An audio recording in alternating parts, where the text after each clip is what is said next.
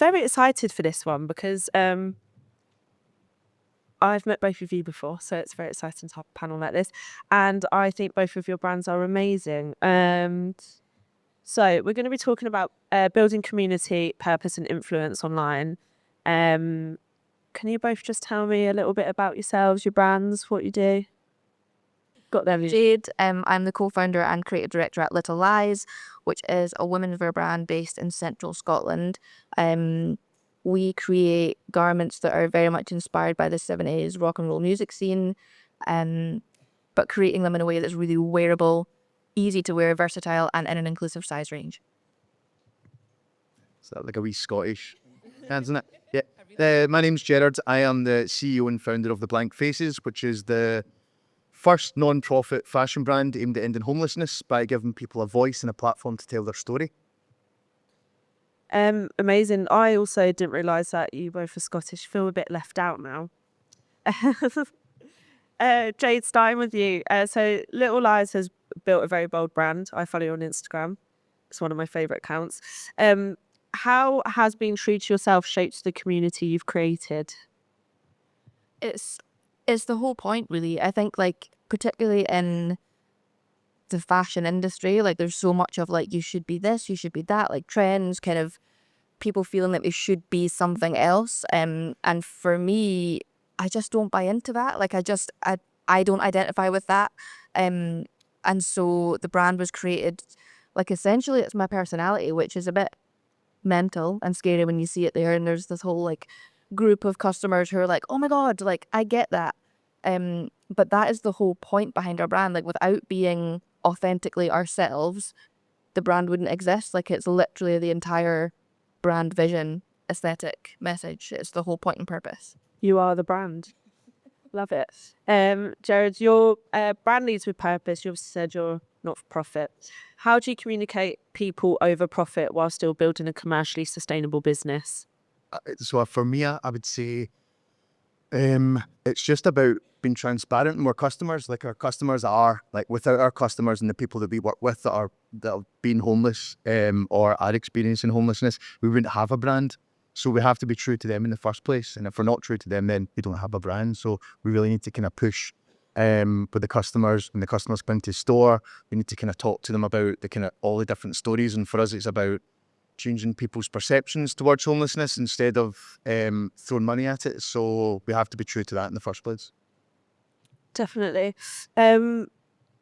Jade, I am gonna drop the TS bombs. I feel like it's my favourite thing.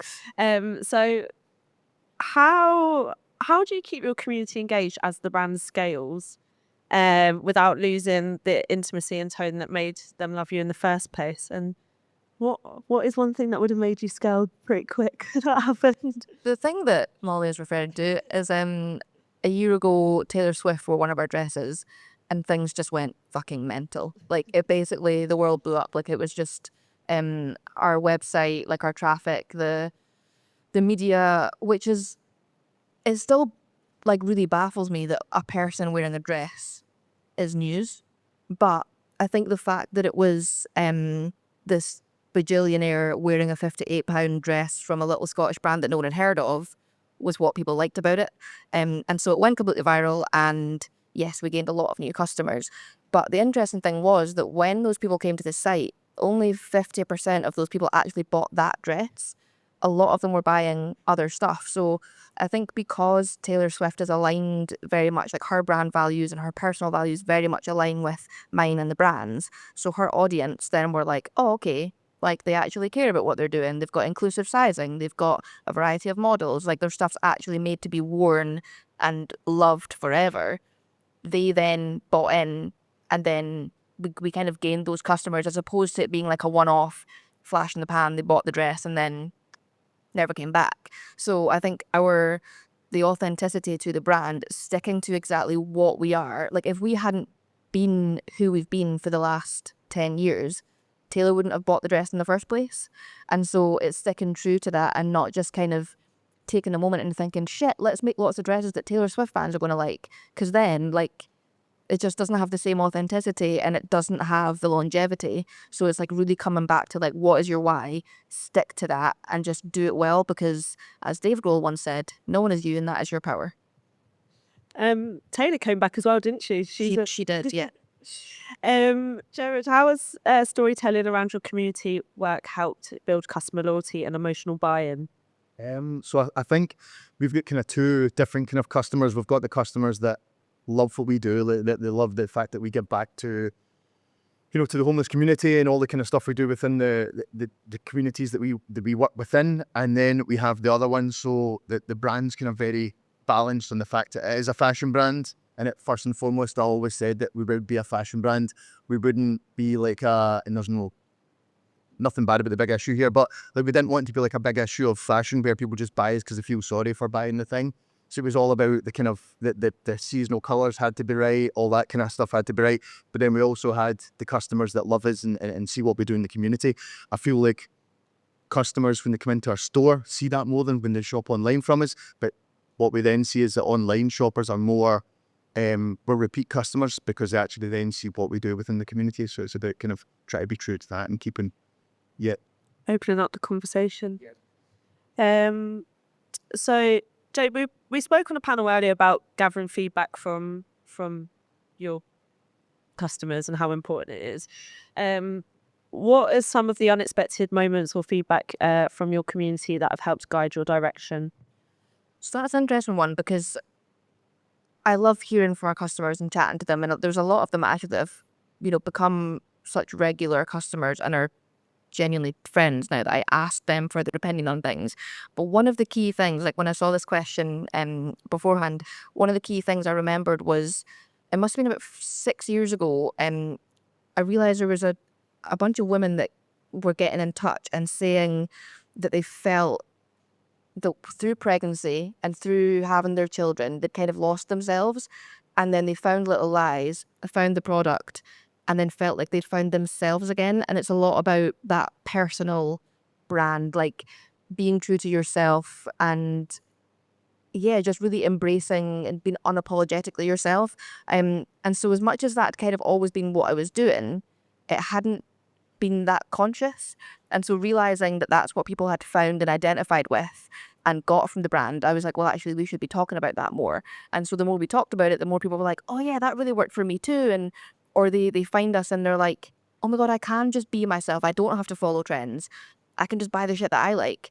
So yeah, I think it's that thing that had always been part of the why, but I didn't really realize it. And so hearing that from the customer helped me to kind of pull that out and then actually put it into the marketing plan. Amazing. And then going on to the Blankfaces, obviously talking about community and that communication with what you're doing there. What has been the most powerful community activation you've done, and what did you learn from it? I think it's like, for me starting this off, it was a bit of a passion project. It was something like my whole background as a child was within homelessness, and it escalated to a point where I wanted to do something to kind of give back. And I think when I first started it off, I said, if we can really actually help 5 people every year, then that would be my core thing. It would be like, right, we'll do 5 people. We took on a store in Glasgow in the West End, which is a kind of really, can I say wanky part of the West End? Yeah. You made it, yeah.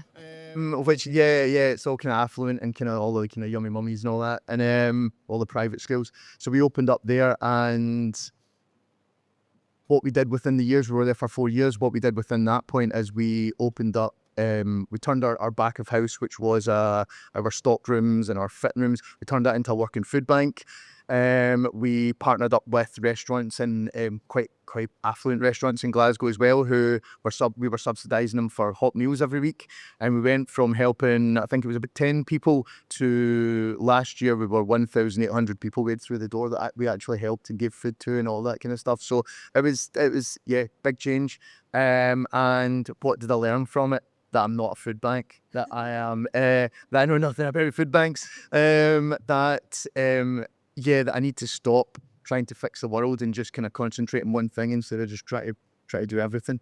Well, you certainly helped more than the 5 people you were hoping to, so that's amazing. Jade, what advice would you give to brands who feel pressured to be polished over real over real when building their social presence? I feel like the days of polished content are just gone. Like, people are kind of over it. They can tell that wanky polished content a mile off. Like, and people, I think it depends on your brand, right? But for me, the people who engage with polished content are not going to get my brand anyway. Like, they want authenticity and they want something with longevity. And a lot of the polished content tends to be trend led. So, because there's always chasing that new thing. So I feel like just the best thing is to do what you do, the one thing, not all of the things, and just do it as best as you possibly can, and just throw yourself headfirst into it. And yeah, like, it's a little bit messy, but so's life. And just, I mean, if you're going to have a business or something, there's nothing polished about having a business, so just don't even try. The more authentic and genuine the content is, the better, because people buy from people. I was about to say that. Took the words out of my mouth. And to finish off, Jared, so I think a fair few people in the room probably would like to know how they can sort of get into giving back initiatives with their brand. But for brands who want to introduce charitable or give back initiatives but don't know where to start, what's your advice on doing it authentically and making real impact without it feeling like a marketing move? I just think, like, actually believe in what you want to give back with. So it's not just about, oh, we're going to give, we're going to plant trees to be, to greenwash, or we're going to do this, or we're going to do that. Just actually something you're passionate about. You want to improve, be it homelessness, be any of these kind of things, and actually then look into it and choose the right partners. Because I mean, when we first started off, like I said, we started it as a wee passion project, and then it kind of grew arms and legs.